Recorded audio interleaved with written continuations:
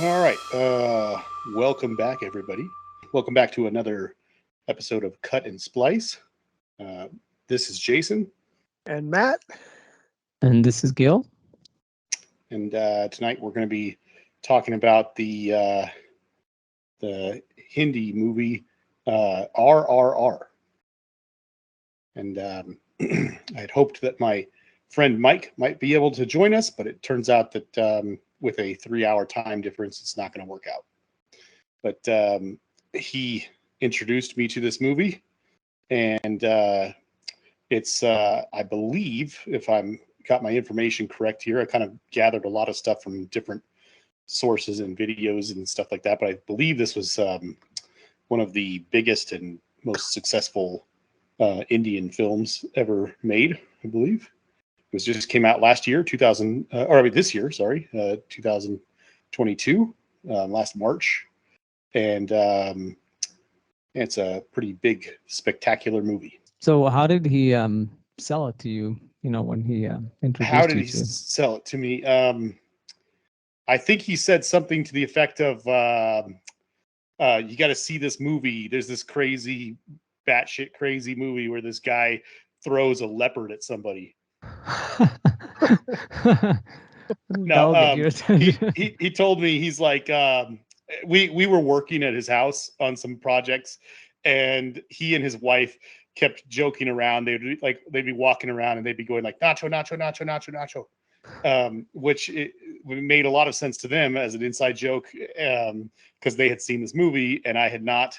And yeah, we just started kind of talking about scenes and how crazy this movie was and stuff like that. And we just found some time to watch it one day, and he's like, "We're gonna put that movie on," and I was like, "All right, cool." And it's a pretty crazy movie. So this is before he went to the East Coast, like Yeah, it's yeah, yeah. you This watched was, it I mean, together. just about a week or two before. Oh, I see. Cool. So yeah, I mean, it's a pretty popular movie right now. So it's not like, I mean, we're obviously far from being um, trailblazing, people here reviewing this movie, but it's kind of a pretty big hit, I guess. But it's this big giant production, this Indian movie.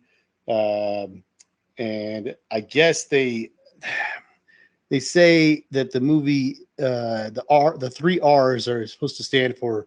I might get this in the wrong order. I'm sorry for my mistakes here, but I think it's rise, roar, Rise. and revolt.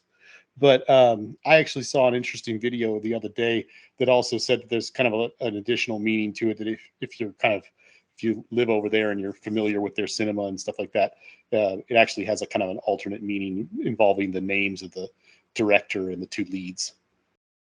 Oh, so that's why they kept it to the RRR. I 'Cause it think might have. it was a smart marketing campaign. Yeah, it's like those two actors with the director or something. Yeah, the direct. So I just want to stress this. This is not something that I did a bunch of research on or anything like that. I just heard somebody else say this. So if this is totally wrong, someone feel free to let me know at some point in time in the future. But it was a really cool concept what they explained in this video. They said the director, whose name is S.S. Rajamouli, and I'm sure many times over in this episode I'm going to be mispronouncing names, so just throwing that out there. I guess he's one of the most successful directors over there. I think they said in the top 5 or 10 most successful movies they've ever done, he directed like 3 of them or something. So he's this like huge mega star director, and then these two guys are like top of their game, big action star guys. So the analogy that this guy said would be like in America. So like imagine if in the late 90s, well before they had ever done the Expendables or that stupid Escape Plan movie or anything like that. He said, imagine if there was going to be this big action movie, Stallone and Schwarzenegger, and then it just so happened that it was also going to be this big, not just a silly action movie, but like a really significant,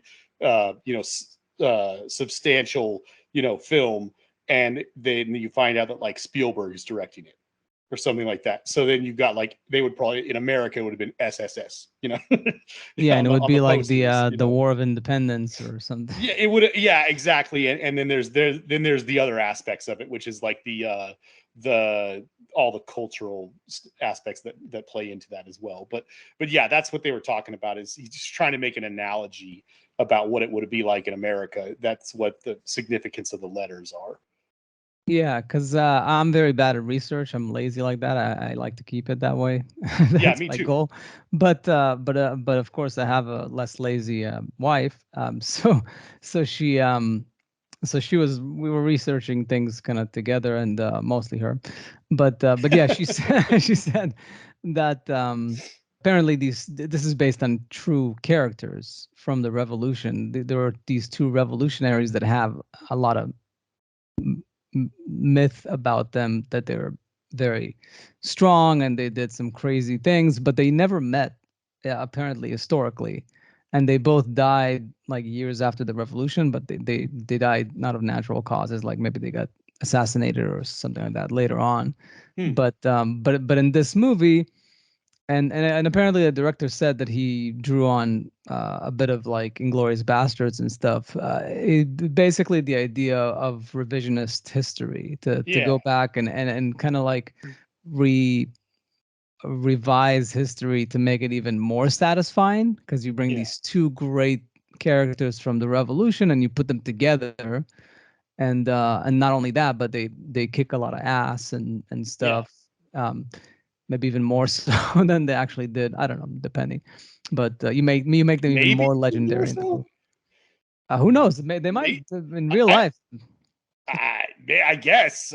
or not in the same spectacular way that this movie did, but at least like they might have fought some crazy battles Yeah. with like Yeah. uh, but in any case, That yeah. scene So with the tiger. I mean, come on. yeah, no, but generally it is a very cool movie. It's this idea of also sort of like magical realism, as there's a Yeah. bit of it in there, where it was like using historical parts that happened and mixing it with fantastical things that are almost magical, like Yeah. completely. I mean, I think that this movie definitely goes into like the realm of the impossible many Sure. times. um, and to just create a very satisfying uh, thing, which I found that interesting. I guess that to me that would probably be most of the discussion today, is like what is this? Like, can this actually work? Because I don't think what this movie does can always work. Sometimes it could just become so ridiculous Of that course. it loses you. So it's finding that balance. Like, this was definitely more extreme than Inglorious Bastards. um, it's on the Sergio Leone spectrum. He also went extreme, but this is like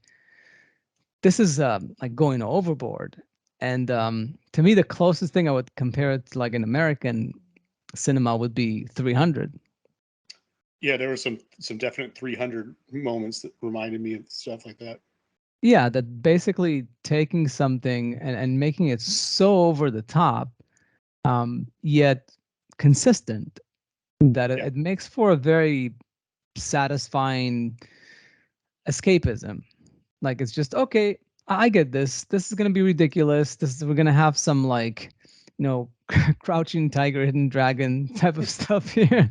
Like, they're gonna be flying in the air and stuff. But like, I'll roll with it. I'll roll with it, and it's pretty satisfying. Like, it's got some history there. Like, the fact that Diana like watched it with me, that's already something. Obviously, she closed her eyes for half the movie because she doesn't like violence. But the fact that there's something for everybody here, even the love stories, and the saving the sister, and like going for the sister, and all these elements of the story that make it more than just blood and gore and action.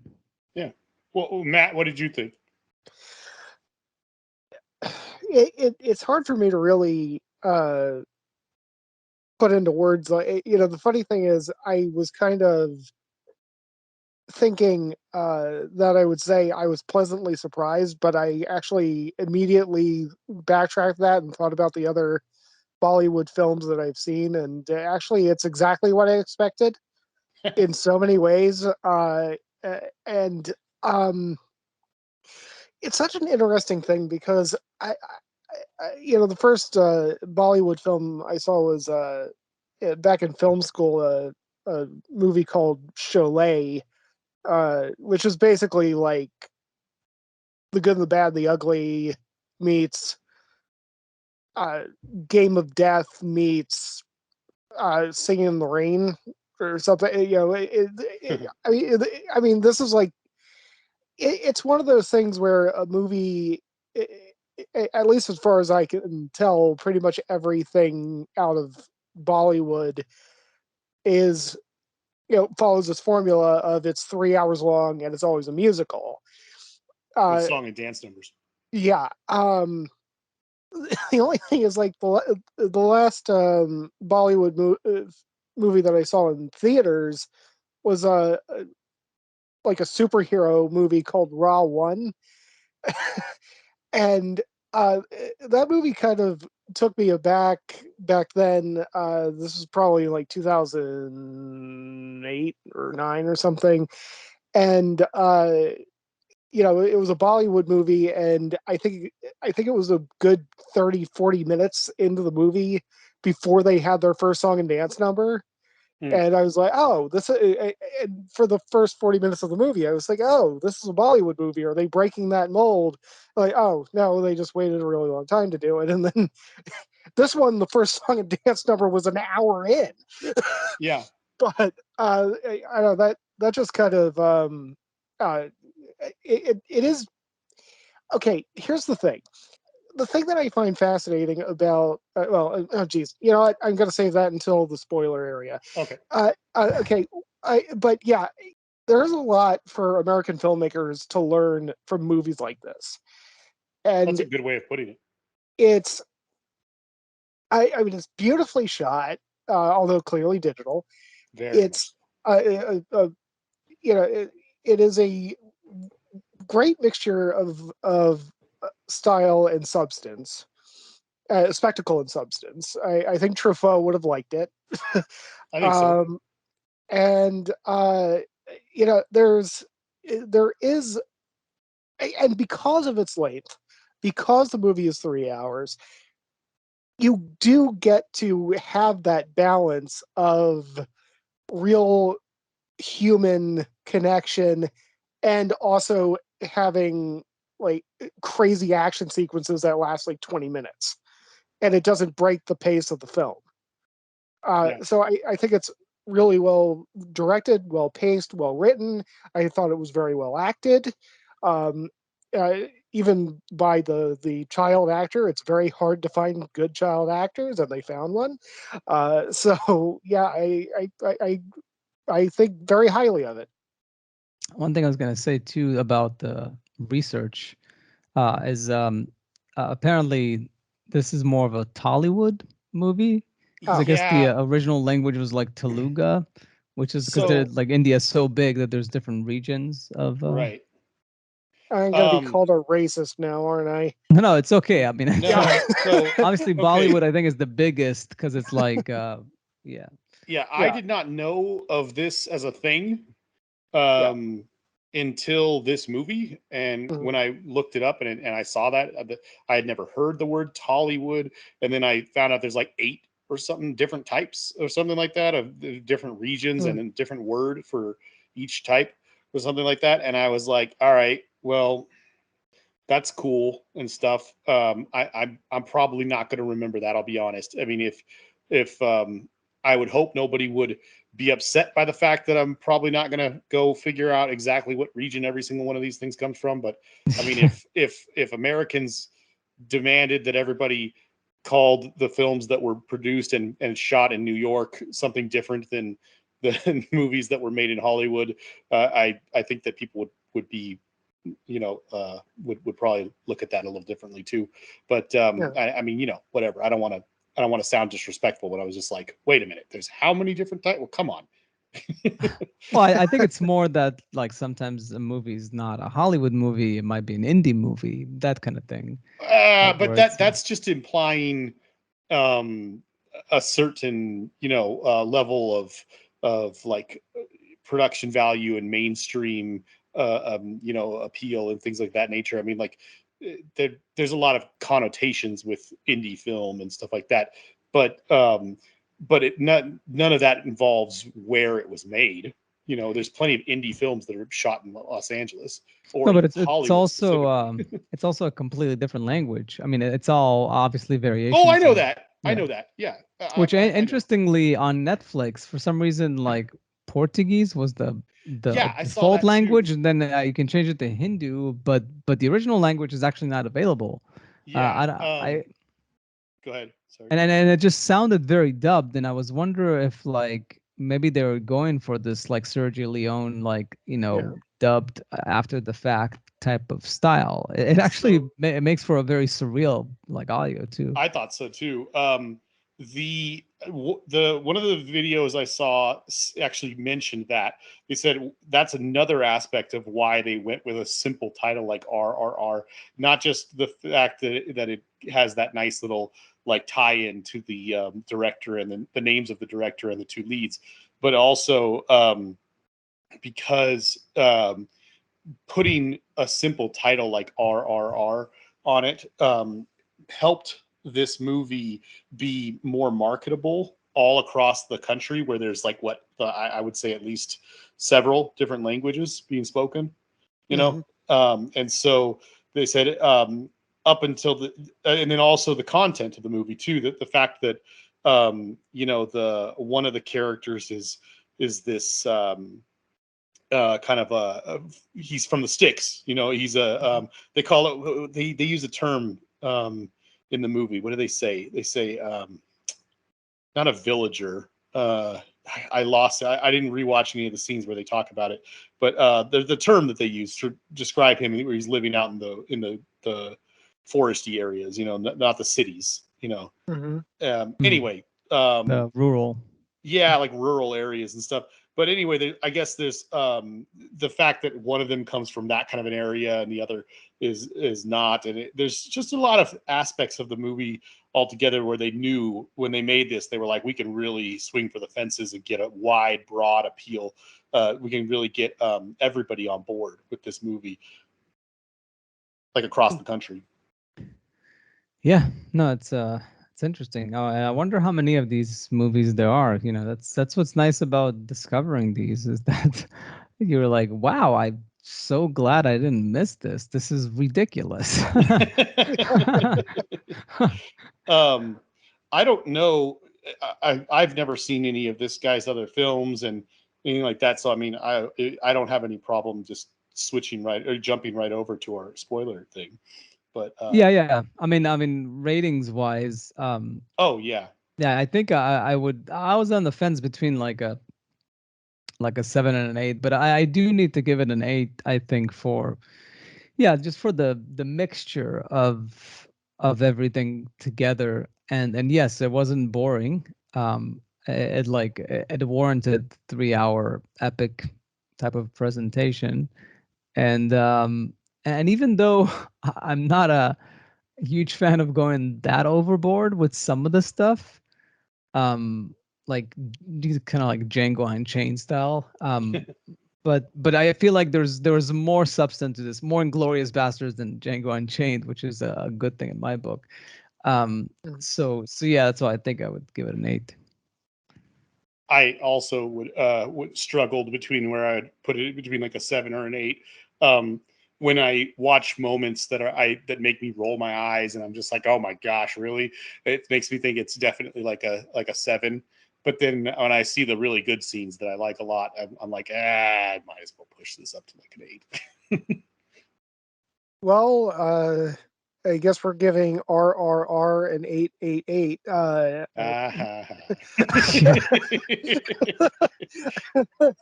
I mean, Oh, it's a very enchanting movie. Yeah. yeah, I mean, I laughed, I cried, yes, I did cry. I'm not that callous of an asshole. Uh, the action scenes were cool, even when they went really over the top, and I was like, "Oh, come on!" It's still fun. I mean, who the fuck cares? So yeah, it's and they kind of they did a good job of establishing the world that we're in very early, and yeah. I think that it was very well made, and I mean, honestly, I turned it on last night, having worked 3 consecutive days of over 12 hours, and I was going to work another day of over 12 hours. I figured I was going to split it into 2 bits, and I just couldn't turn it off. So I I watched it all the way through, and this morning really sucked. Yikes. But no, yeah, it'll keep your attention for 3 hours. Don't be put off by the runtime. Yeah, no, and definitely as far as like sealing my recommendation, it's definitely something that if you maybe even if you don't like over the top movies, just watch this. Like see how over the top things can get to That's a the nice way of putting it. realm of absurd that it breaks the it just breaks the expectation, whether it's like the limits of like where you would like accept things to go and whether like how low of a tolerance you have for it. Like you just give up. Like this gets so ridiculous that you just give up and you let it wash over you. And that's I think what cinema should do. It's just that this does it in a way that rarely is done, with a movie. So yeah, I would say because I'm assuming a lot of people that might listen to this might not have seen it, though, like might discover it from this. Yeah. Hopefully, if they listen to That'd the be first nice. 20 minutes, it'll be nice. But if not, yeah, maybe I can like I'll put the snippet of a clip before we post this. Put the Anyways. leopard. Yeah.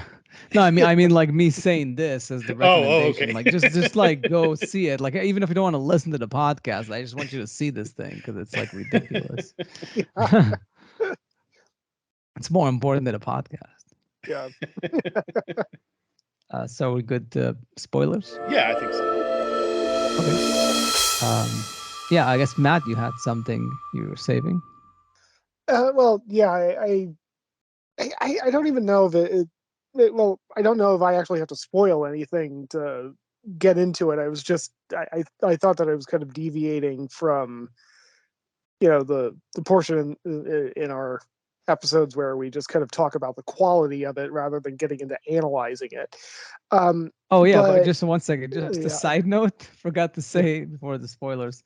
It is funny that we all give it an 8 because on IMDb it's got an exactly 8.0. It's like no deviation. It's 107,000 like ratings, and it's got an exact 8. I think everybody gave this an 8. So if all of us were to add our IMDb rating, it would still be an 8. It will still be. It would not change. I think if we give it a 1, it wouldn't change. But yeah. Yeah. Anyways, but yeah, and I don't think it's just this film. I think it's most of the Bollywood films that I've seen that push the willing suspension of disbelief further than most American cinema is willing to do, at least on a regular basis, especially in a movie where you're like where it's not like Fast and the Furious 7 or something, where you're just supposed to be sitting in the theater and turning your brain off. You don't turn your brain off in this movie, and you don't turn your brain off in most Indian films, but they always push the limits of willing suspension of disbelief further than I think most American comfort zones. And when you watch, I mean, particularly the action scenes in this movie, I was thinking about halfway through the movie that like the perfect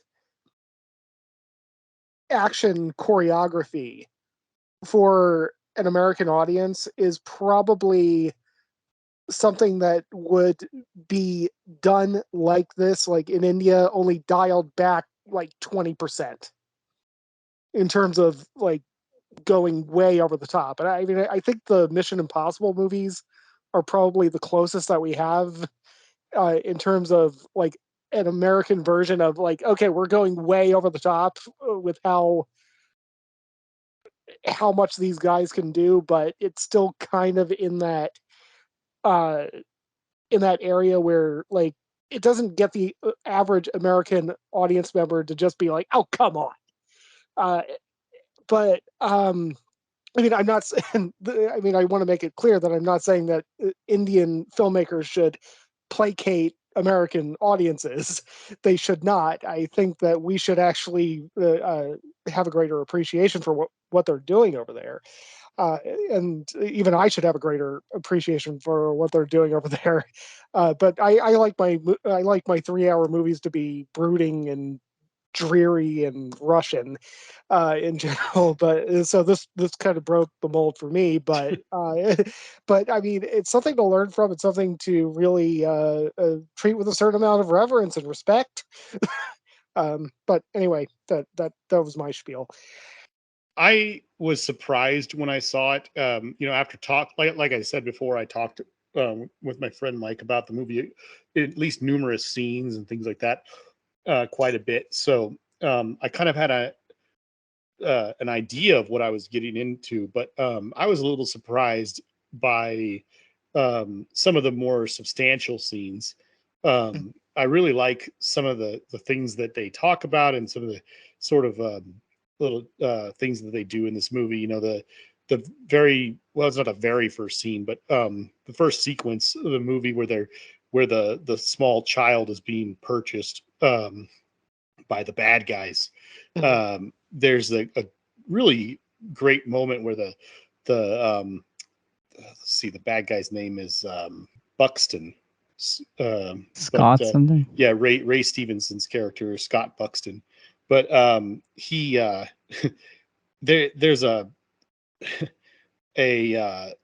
small Indian woman who's crying in front of their vehicle trying to get her child back, and this guy's about to execute her, and the guy comes up to him and kind of I don't know if I'd say he berates his soldier, but he gives him a talking to, because about how the value of what one of their bullets would have cost at the time, and how the bullet is far more, in his eyes, far more valuable than the person that's they're about to execute. And he's basically telling him, just do something else, don't shoot them, and then how they use that whole that whole speech basically, and they bring it back at the end and everything, and it's just a very nicely put thing. It's a good way to really really make him and his wife seem pretty evil, but yeah, I don't know, it's I was surprised by a number of scenes that I thought were much better than I expected. And I, as a person who doesn't like musicals in general, we had a whole episode where we talked about the musicals that we all liked, and I told you guys I think that outside of Disney's animated musicals and other animated musicals, I could probably count on my fingers the number of live action musicals that I really, really enjoy. And so I was going into this knowing there were going to be some, what in my head I thought were silly song and dance numbers. And I really liked the as ridiculous as it is, I really liked the big dance number at the party when the white guy is kind of challenging them to the dance. Mm-hmm. I just I was surprised that I got into it as much as I did. I was just like really excited about it. Yeah, no, it was definitely. I think there was an intention, except for in the end when they went all out with the musical like ending. But it definitely seemed like that the musical moments they kept still as kick-ass. Like they try to keep them, because this was like very testosterone heavy, like the whole bromance thing. So they didn't want to go too jolly on the stuff until I think in the end, then they went very colorful and very like you see how they kind of like let loose. Yeah. In the end. So there's definitely intention there for sure. They didn't break it completely and just, you know, went full Broadway or something, you know, No. in the middle of the movie. It was an integration of it. Like it's sort of like you know, Trey Parker and Matt Stone like putting in their musical numbers and everything that they do, even if it's not a musical per se, and they still keep it within the same tone of whatever it is. They don't completely like lose the plot. Yeah. I wanted to ask you guys something, or not even really ask so much as just kind of talk about this thing real quick. I was trying to figure out how to describe this movie and what it was that was so different about it. And of course, obviously, what's different about like Bollywood films in general and stuff like that compared to, you know, American films and films from other countries as well. And I didn't want to say something stupid like, you know, like, oh, well, it's different because of this and because of culture, you know, whatever. But I was just trying to figure out a good way to describe it. And something that I came across that somebody said, it really felt like kind of like a puzzle piece falling into place because I was like, that's the right way to think about it. But both of you guys were kind of mentioning earlier, kind of like how the positive aspects of how far this movie pushes you, you know. Mm-hmm. You know, suspension of disbelief, of course, being an important element and things like that. And naturally, anytime you have any people singing on screen, there's a certain level of suspension of disbelief that you need to be able to reach. I just got done talking about how I don't generally like musicals. And one of the main reasons for that is because obviously um, it pushes your suspension of disbelief. You know, it's more difficult to maintain when you see something that your brain knows is not very realistic, not the way it would actually happen in real life, kind of thing.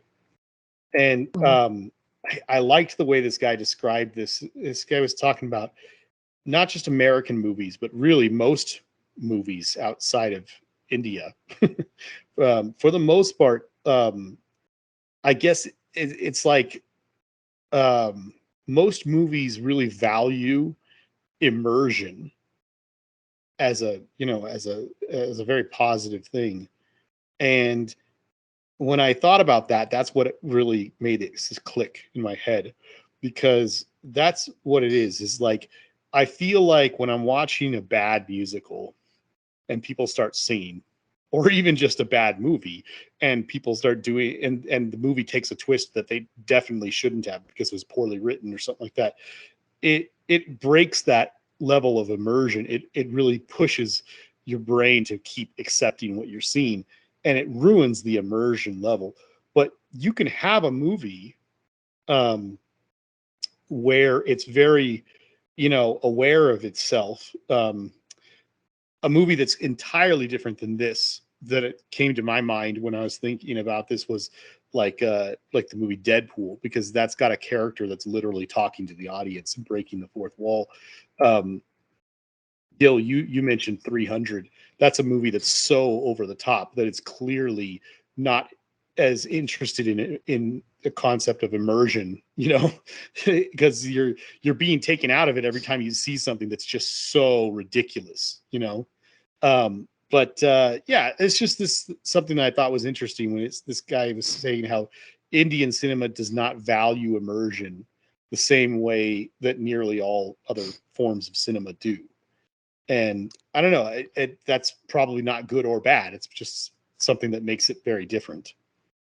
Yeah, I'm not sure. I'm not sure if I agree with that assessment. Like it's like an immersion thing. I just think that it's a different type of immersion.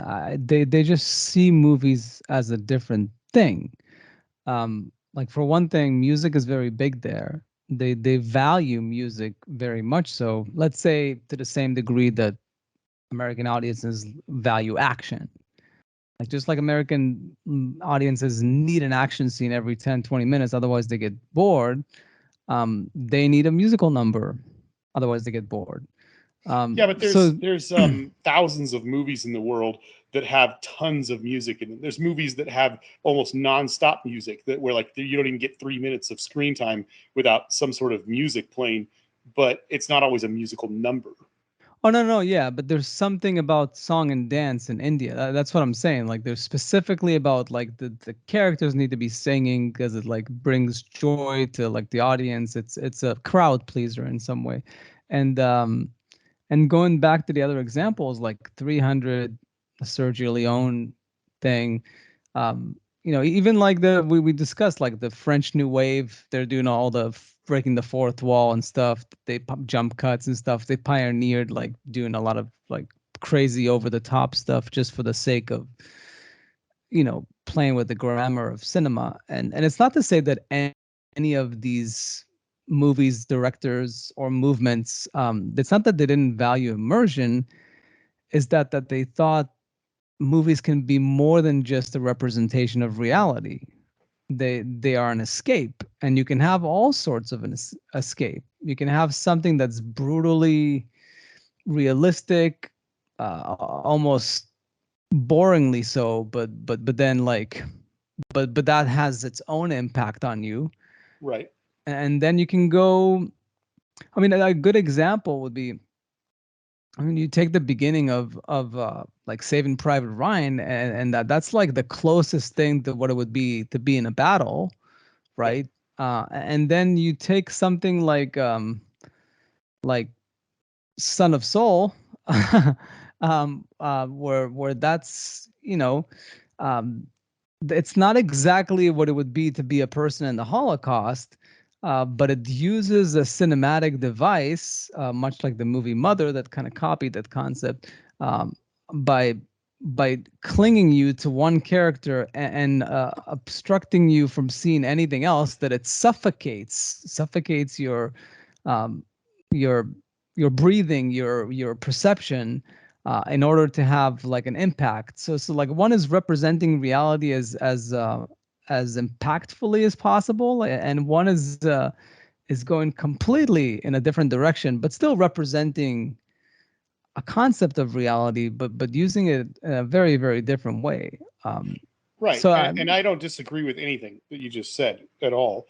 I'm just wondering, there's hundreds of ways that you can like tell a story cinematically and use the language of film to do that in different ways, compelling ways.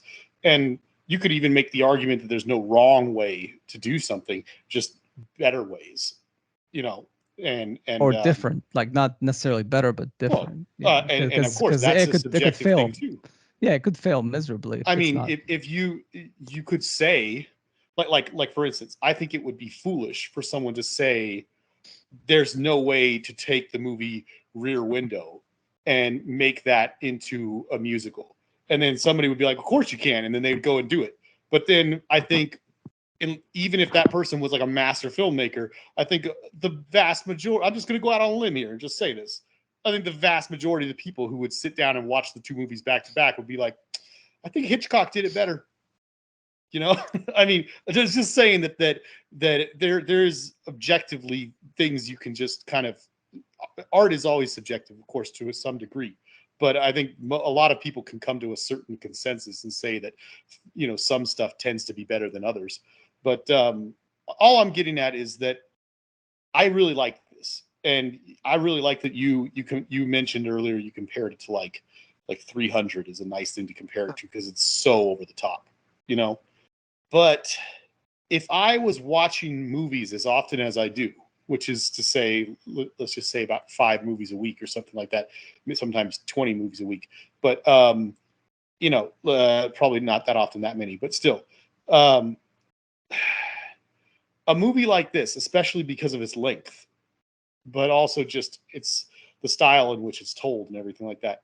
Um, I don't know if there's that many movies that I would find very suitable, very many stories that I would find very suitable for this kind of storytelling.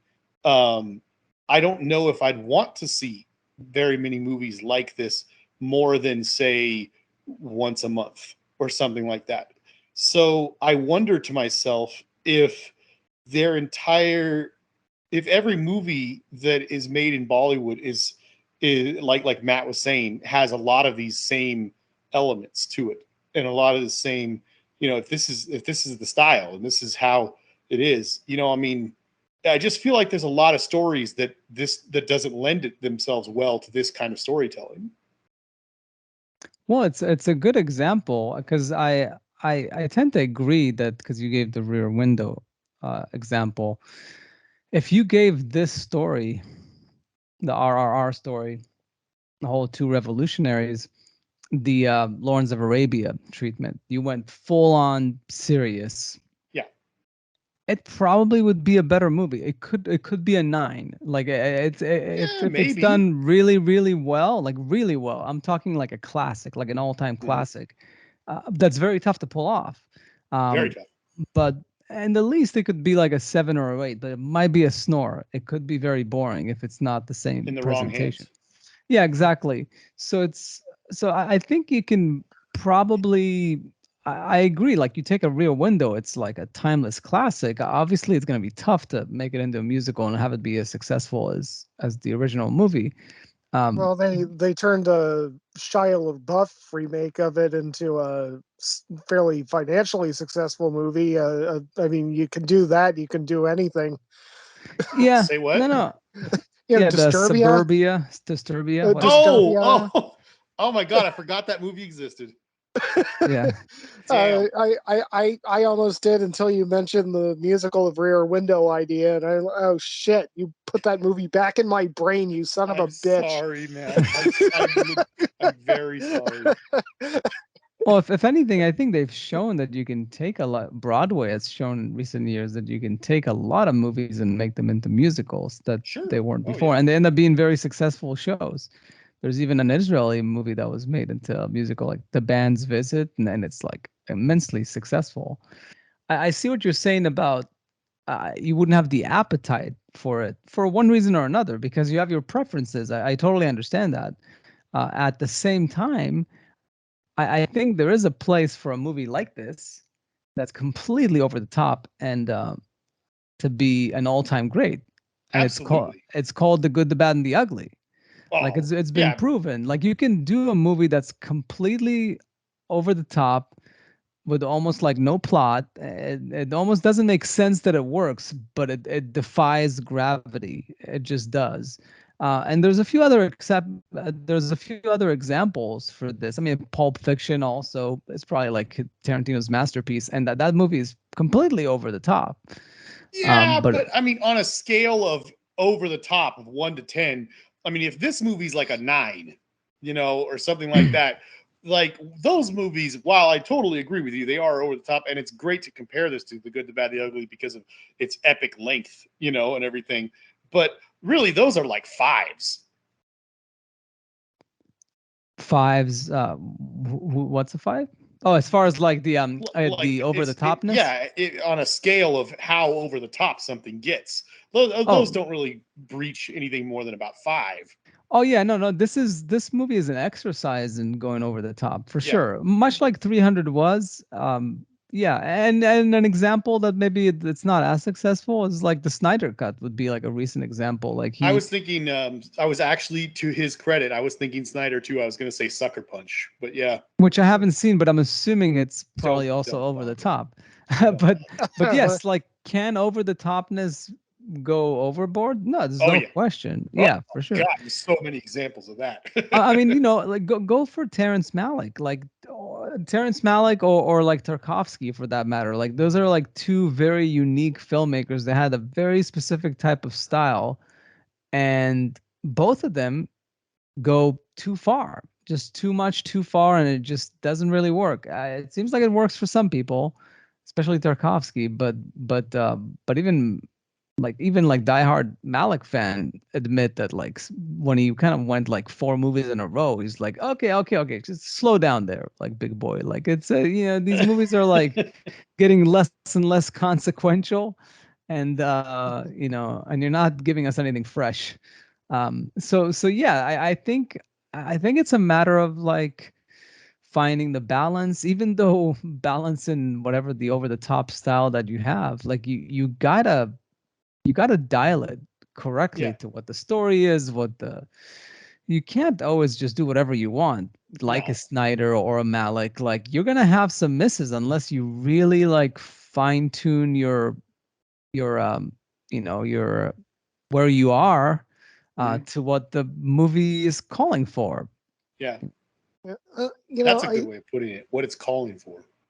yeah, but I think that there's another layer to this that I was kind of thinking about, which is I, the filmmaker, just as a component in this whole thing. Like the reason why a movie like RRR works, a movie, or certain other Indian films that have come over that are over the top musicals, willing suspension of disbelief, but still make Fast and the Furious look tame in terms of their action sequences and like the physics and everything.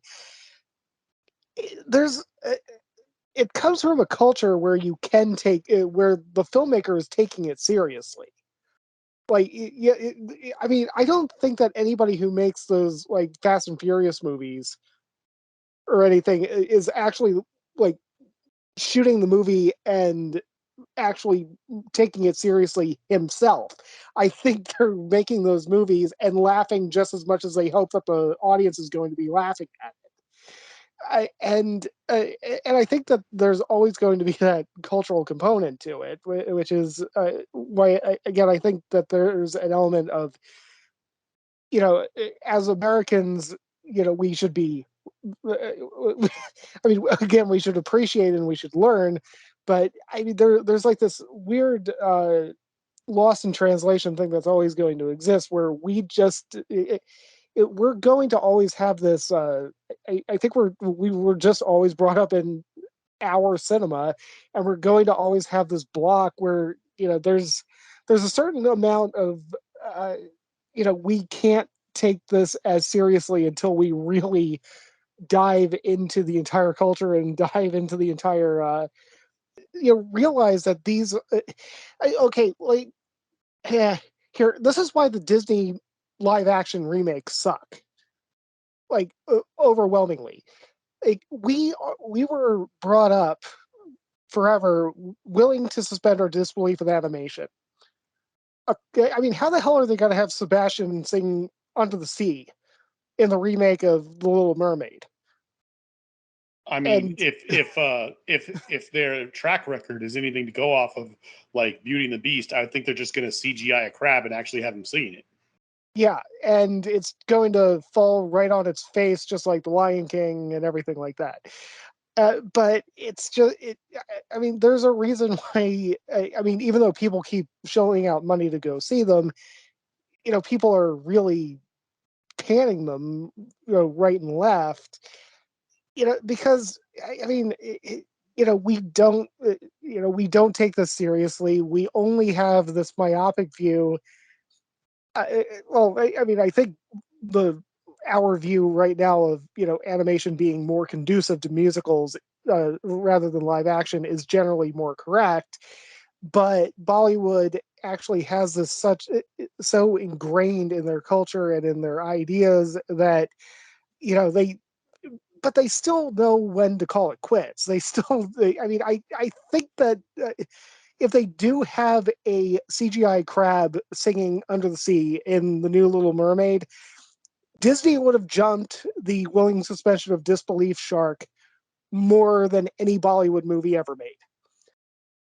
I But I haven't seen nearly enough of their cinema to chime in on that. But let me ask you a question, Matt, okay, and all Gil, right. actually.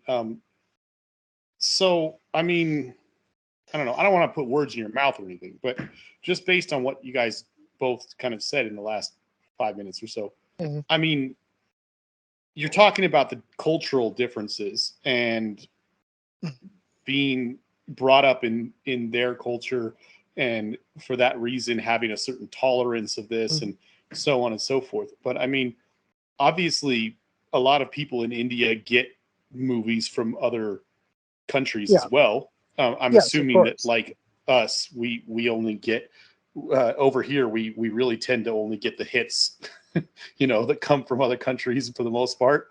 I think it's probably.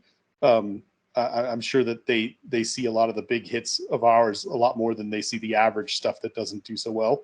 But still, I would assume that there's film lovers and people like that try to seek out, let's just say, people in India that are watching stuff from Japan and stuff from France and stuff from Hmm. us, over here and everything. um I mean, do you think that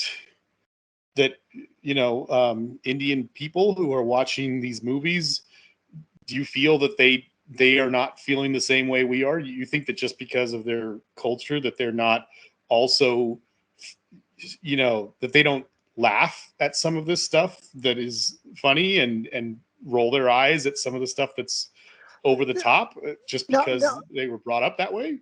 no. I'm not saying. I mean, I'm sure that they do laugh at some of the over the top stuff. I mean, obviously, there's a lot of the stuff in RRR that's actually just generally funny, no matter how you put it, and intended to be funny.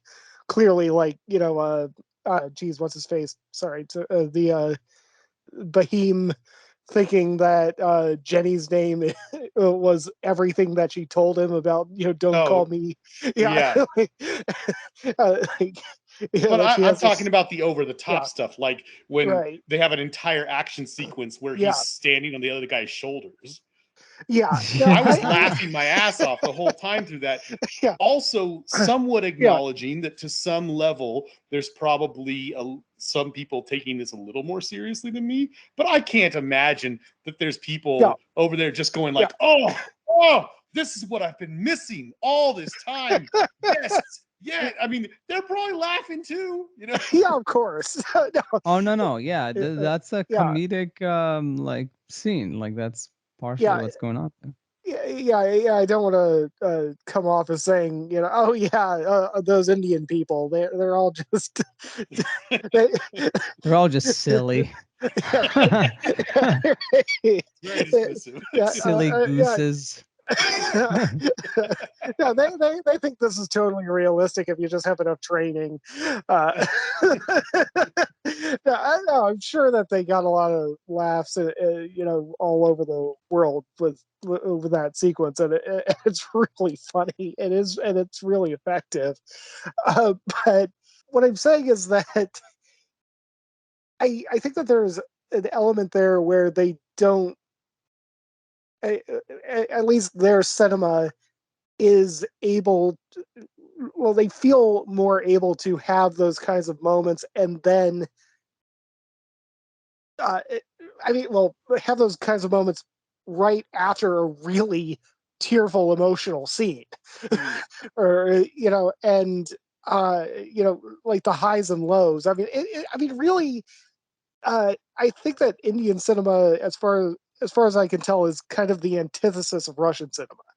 Russian Mm. cinema finds a tone and just sticks with it, and it bores into you, and well, at least with their dramas. Whereas uh, Indian cinema tends to be a lot more highs and lows. I mean, a lot of their movies seem like they're structured like songs. There's builds and dips, and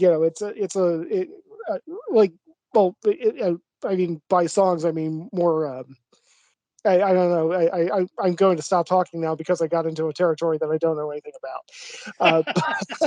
No, but I think I don't think that's unlike American movies, like Yeah, the roller coaster ride aspect of it. But yes, the fact that tonally.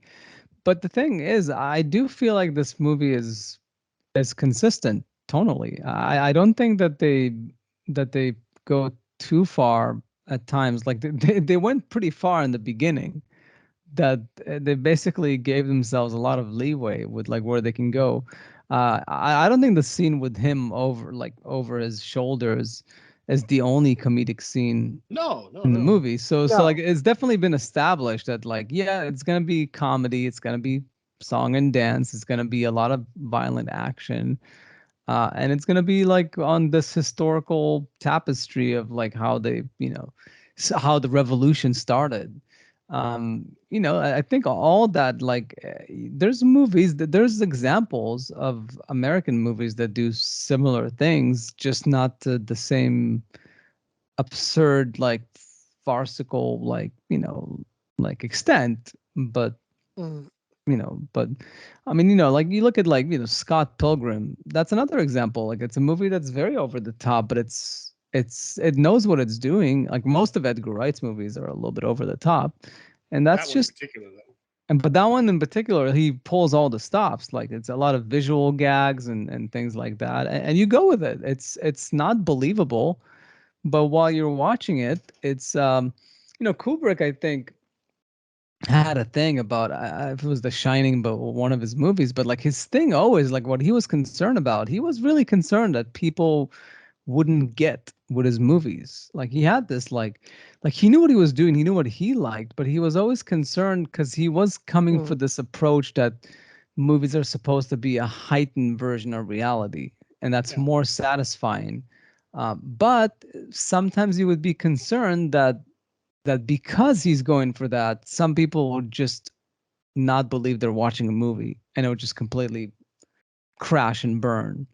I think Yeah. yeah. Spielberg at one point told him like, I didn't understand like why you directed like Jack Nicholson that way, because he's a great actor, but his performance there is really over the top. And then he told him like, oh well, who's your favorite actor? And he told him like, well, Jimmy Stewart. I was like, well, what about James Cagney?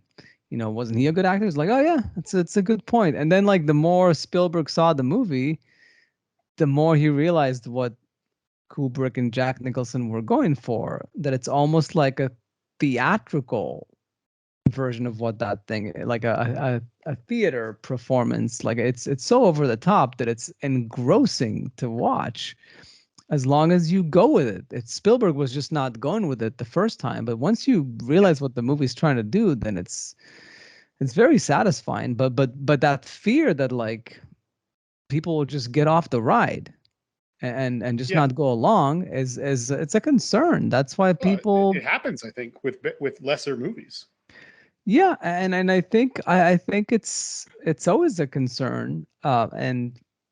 And it's, you got to take risks. You have to. I mean, that's the Oh only way yeah. to make movies. But yeah, one thing I would say about the RRR is I looked at the ratings because I was curious about the 8.0 thing, Yeah. and even though there's like 57,000 people out of the 100,000 gave it a 10, there's like 5,500 people that gave it like a 1.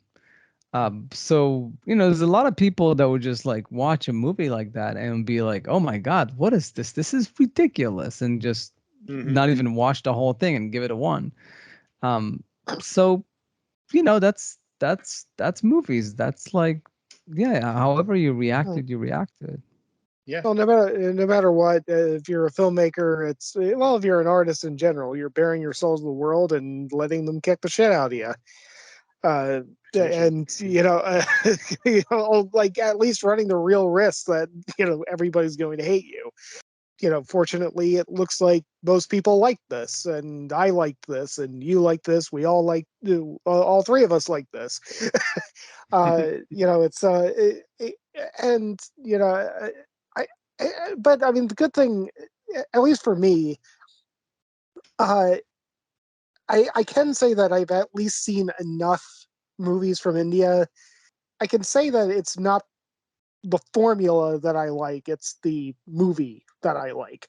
Yeah. There, I've seen a lot of movies that follow the same, again, 3-hour musical formula that we're so used to with films that get imported uh, uh, to these United States by India. Uh, and I mean, they've all kind of been, just like with Russian films, French films, Japanese, whatever, Chinese, they're all kind of hit and miss. But this is just a good movie.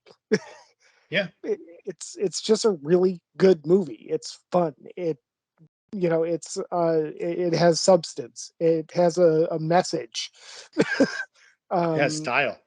yeah, Yeah. and and even though it does at least loosely fit into the formula that we're used to with Indian cinema, again, at least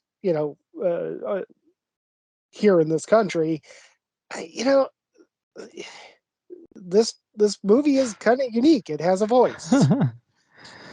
Yeah, Yeah. I was gonna say like one thing I was before I forget the it just is so weird like that scene with they're trying to capture a wolf and then they end up capturing a tiger. And the payoff for that is so ridiculous. Like it was like, why do they capture these animals?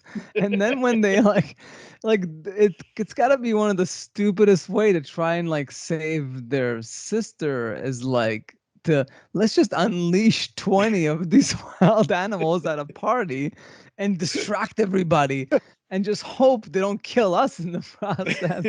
It seems like a poorly like designed plan, not to mention the difficulty of capturing these animals, but it's gloriously fun. Like it's just otherwise you wouldn't have that scene. Like it wouldn't It's such an amazing scene. I mean, how often do you get a movie where this ridiculously strong guy took the time to capture all these animals and then lets them loose, and then they put enough thought into it where they're like, we don't want it to be like he's the animal whisperer. It's not like they're not attacking him. He's dodging the animals, and it's just such a target-rich environment that they're all attacking the other. They miss him, and they have plenty of other British troops to attack, and so that's how he's surviving. And then at one point, like what I have to assume is a 150 to 200-pound leopard jumps on his back, and his solution is to chuck it at a man. Yeah, no, it's oh wow, what I was gonna say now, I forgot, but I was gonna say something Sorry. about no, it's okay because you were saying that, but I was the ridiculousness of it, yeah, like that you wouldn't have that scene like Oh yeah. that scene wouldn't exist. I think there was an example of that before, maybe even a prior podcast or something, but like the only thing I can think of is Princess Bride is another like movie of an example where like things that are ridiculous for a reason because then they pay off like later on, things like that. But yeah, but I can't remember the exact example right now. But anyways, go ahead. I found 4 white horses. Yeah. That was so crazy. Like that was really something else. Like it's just it's like you couldn't even think of a like a worse plan. Ay, ay, ay. But that's why I think it works. It works because it makes no sense. Like it has to not make any sense. Yeah. Um, but okay, I guess I'll come back to something more to relate to what Matt was saying. Is that it is like this movie? It got to be like a top 10 like bromance movies of all time. Like the bromance aspect of this and the like these are the two greatest warriors of all time in India, and there's this the bond between them and the consequences of what they're fighting for. There's that moment where he tells them that I came for my sister, you came for the land.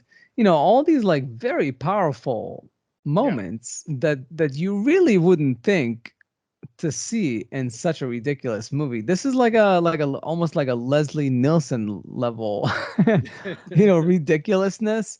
But to have that paired, the only thing I could relate it to is like it's Matt Stone and Trey Parker. Like that's the level of ridiculousness would be that high, but would also be incredibly substantial and intelligently designed. The you were comparing it to like bromance stuff, and I just thought uh the first scene where the two characters meet to save that little boy that's down in the water. Yeah. Mhm. You know which one I'm talking about? Yeah. Yeah, it's not only is it really well done and just beyond over the top ridiculous. Like, you can't think of a better way to save that boy. You've got a motorcycle and a rope.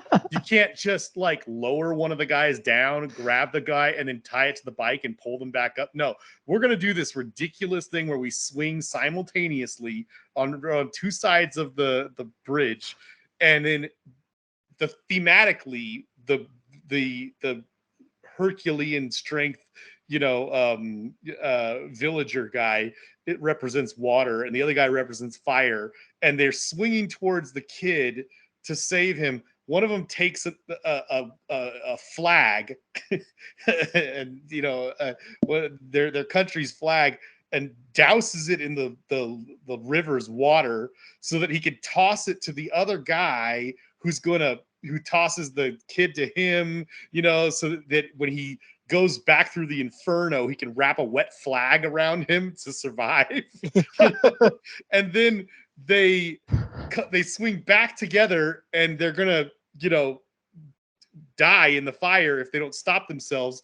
So they reach out and grab each other's arms, and and introduce each other to themselves to each other, then drop down into the water, where they have this ridiculously over the top moment of them running through the water, like in slow motion underwater, to have a bromance handshake that I did not think was possible, but they actually managed to top the Predator handshake.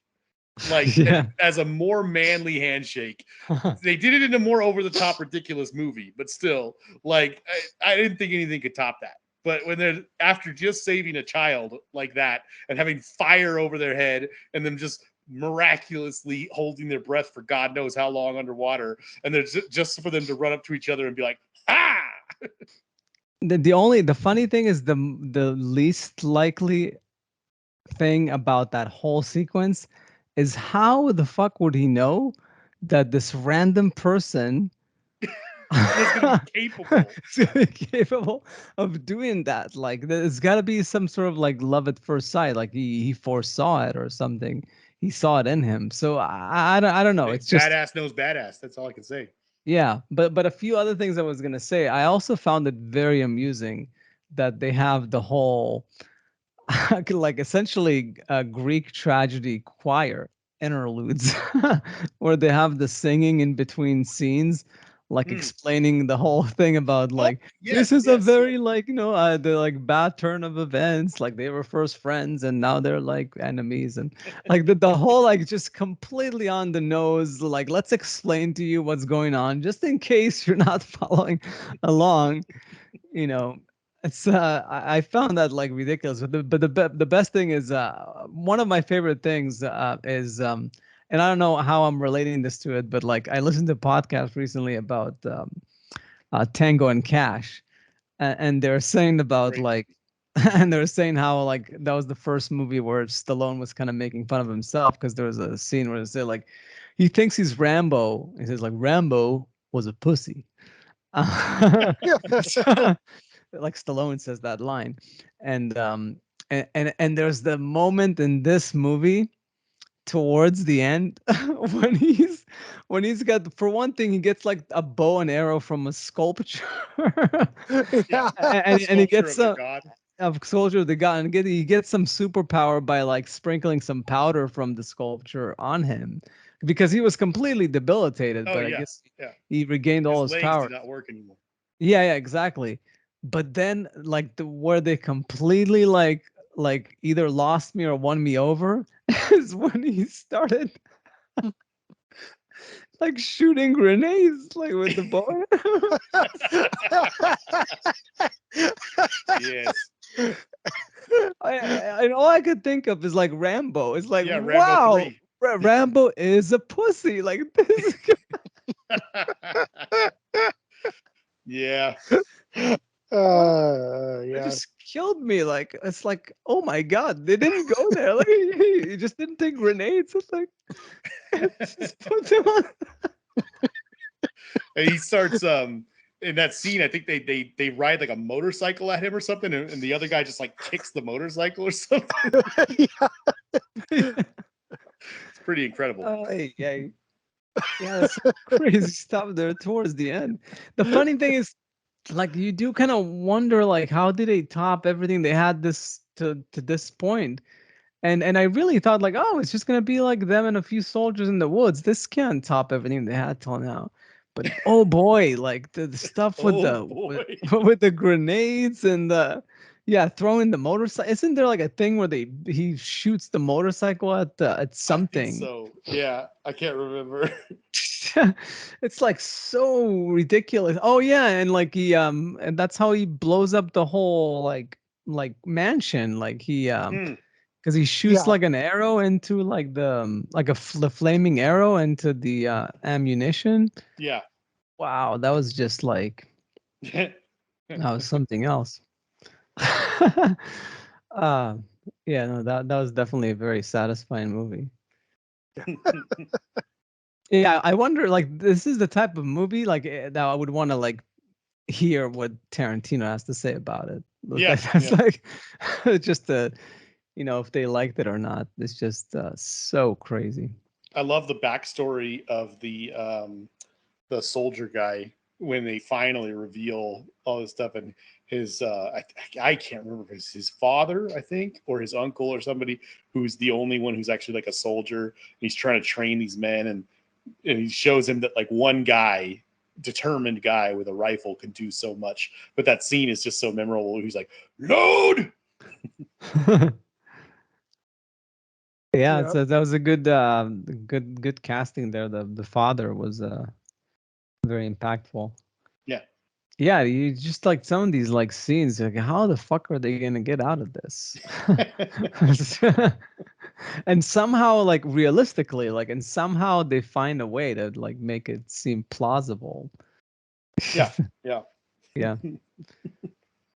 It's worth mentioning. I like the something that I feel is kind of missing these days a little bit in some movies, at least. You do see it sprinkled in here and there, but the actor dedication, the scene where the in the very beginning, after that insane scene where the guy is fighting the entire riot all by himself.